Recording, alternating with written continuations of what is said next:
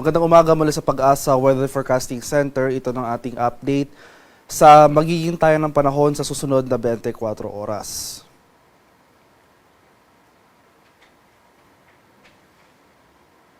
Patuloy ang pag-iral ng easterlies o yung hangin na nanggagaling sa Karakatang Pasipiko dito sa malaking bahagi ng ating bansa.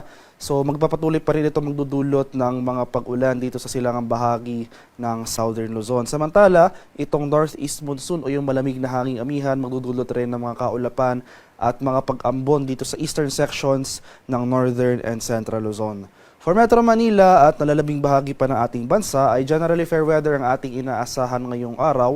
Bagyo maulap hanggang sa maulap na papawirin pero nandyan pa rin mga tsansa ng mga biglaan at panandaliang pag-ulan na dulot ng thunderstorms especially sa area ng Visayas at sa Mindanao.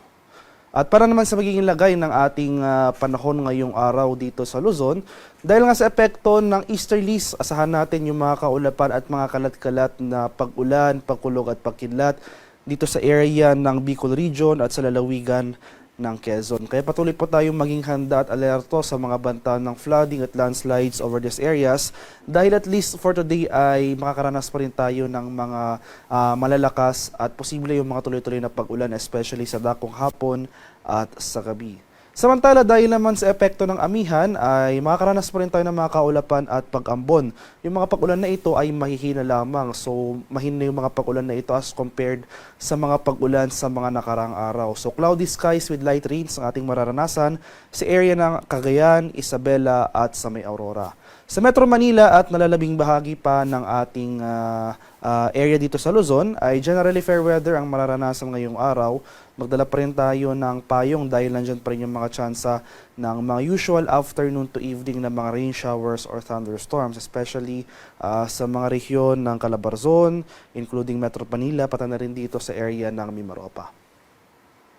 Sa bahagi naman ng Palawan, Visayas at sa Mindanao, so mababawasan na yung mga pag-ulan na dulot ng easterlies dito sa silangang bahagi ng Visayas at sa Mindanao. So for today, over these forecast areas, Palawan, Visayas at Mindanao, asahan natin itong generally maaliwalas sa panahon, pero hindi nangangahulugang wala na tayong pag-ulang mararanasan.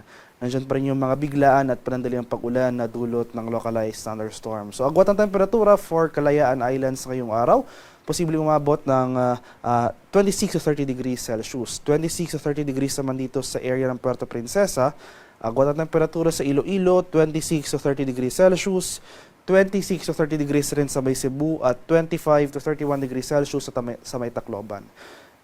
Agwat ang temperatura for Cagayan de Oro sa ngayong araw, posibleng maglaro mula 25 to 31 degrees Celsius. 25 to 32 degrees naman sa area ng Davao at 24 to 33 degrees Celsius sa May Zamboanga. Sa kalagayan naman ating karagatan, wala pa rin gale warning na nakataas pero iba yung pag-iingat pa rin sa ating mga kababayan na maglalayag, especially dito sa northern and eastern seaboards ng Luzon dahil posible pa rin tayong makaranas dyan ng katamtaman hanggang sa maalong karagatan. At para naman sa ating 4-day weather outlook, so sa lagay ng ating panahon sa mga sunod na araw, so dahil sa epekto ng northeast monsoon na inaasahan nga natin, bukas araw ng Huwebes may panibago tayong surge o bugso ng ating amihan. Asahan pa rin natin yung mga kaulapan at mahihinang pag-ulan dito sa silangang bahagi ng Northern at Central Luzon. So for tomorrow, posibleng mabawasan yung mga pag-ulan dito sa area ng Bicol Region at Quezon. So for most of the country, including Metro Manila, generally fair weather ang ating inaasahan sa araw ng Pasko. Pero andyan pa rin yung mga tsansa ng afternoon to evening ng mga thunderstorms, especially nga dito sa area ng Visayas at sa Mindanao. Pagsapit naman ng araw ng Biyernes hanggang sa Linggo, inasan pa rin natin yung patuloy na paglakas nitong panibagong surge ng ating northeast monsoon na kung saan malaking bahagi na ng Luzon yung maapektuhan nito. So makakaranas na rin tayo posible ng mga kaulapan at posibleng lalakas na rin yung mga pag-ulan sa eastern section ng Luzon, dulot yan ng amihan. So sa mga rehiyon yan ng Cagayan Valley, Cordillera at sa mga lalawigan ng Aurora, Quezon at Bicol Region.